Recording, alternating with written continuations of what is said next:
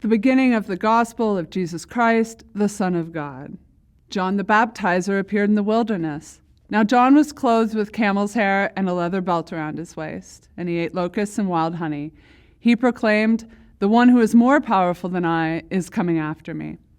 That's how the Gospel of Mark starts. So here's the funny thing about the word gospel. A lot of us use it to refer to the stories about Jesus in the New Testament, which is fine. And sometimes I hear it used as a litmus test for good preaching. Folks will ask, does the pastor preach the gospel? Which is also fine.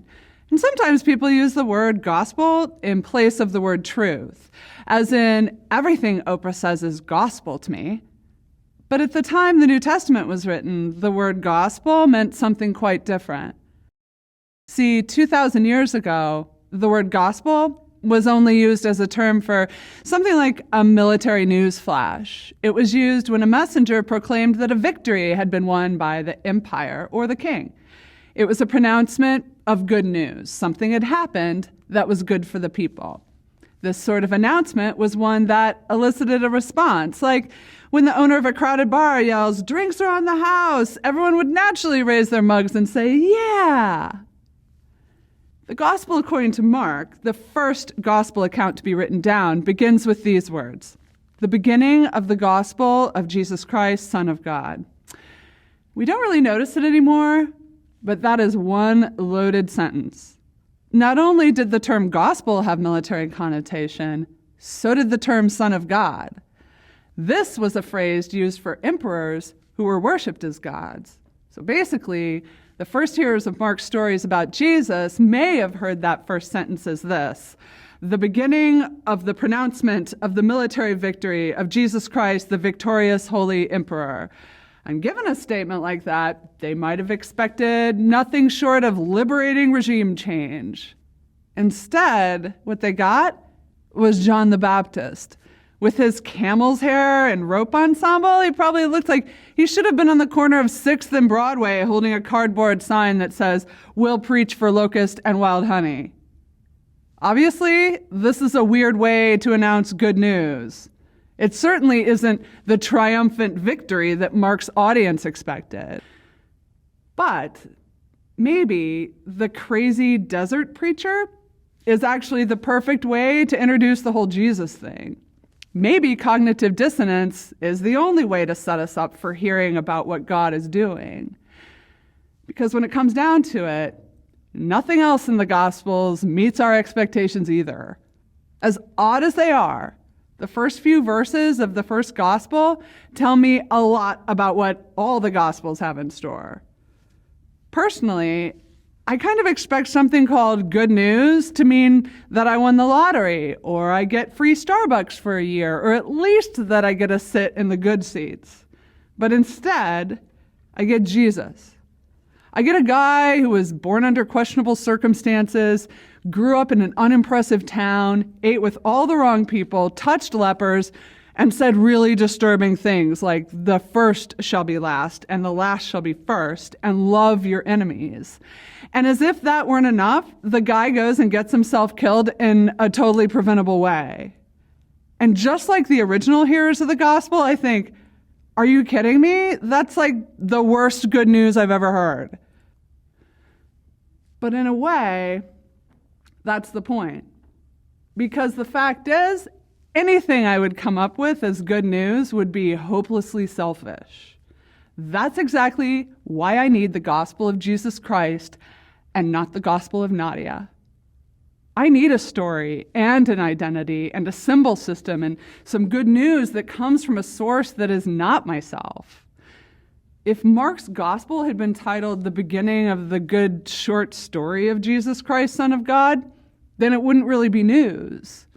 What makes it news is that it's something new that is external to us that we have to be told. I was talking to a non-religious friend who said, I just don't really need anything outside of myself to bring me hope and meaning. And I was like, oh my gosh, I totally need something outside of myself to bring me hope and meaning. I mean, if this is all there is, I just can't think of anything more depressing. I need hope and meaning that comes from something other than consumerism or human categories or status, and certainly something other than gazing at my own navel. Were I deciding what news would be good, I guarantee it would never involve forgiving some schmuck 70 times 7 or selling my things and giving them to the poor, and it certainly would have very little to do with dying to myself. But the fact that we pour ourselves into things and people and ideologies that never bring us life, the fact that we give our hearts to things that don't love us back, the fact that we can't fathom how selflessness and mercy and sacrifice can be good news is exactly why we need Jesus. This is why we need the God revealed in the Gospels, a God who comes to us not with winning lotto tickets in hand or military victories, but comes to us in the simple, common things that we can recognize. Things like human bodies and bread and wine and conversation around tables. That's what makes it good, and that's what makes it news. And if we go back and look at those first few verses of Mark, we see that what we read in the Gospels truly is the beginning of the good news of Jesus Christ, Son of God. It's not the whole story. It's not even most of the story, because it doesn't stop there. Instead, the Gospels of Mark and Matthew and Luke and John tell us about Jesus. They tell us who he was and what he was here to do. And that good news has done its work in people for centuries.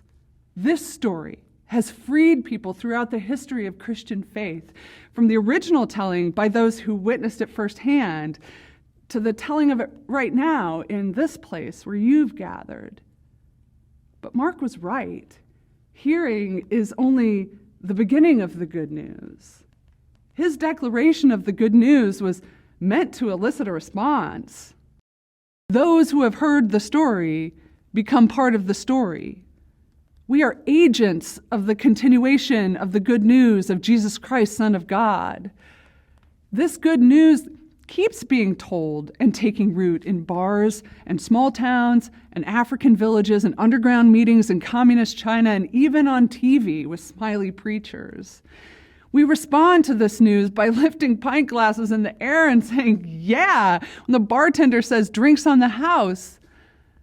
But rather than drinks on the house, it's forgiveness of sins, and it's God with us, and it's water and wine and bodies and bread and babies and crosses. And every time we experience these supposedly ordinary things, we are again part of the continuation of the good news of Jesus Christ, Son of God. So, is that good news to you?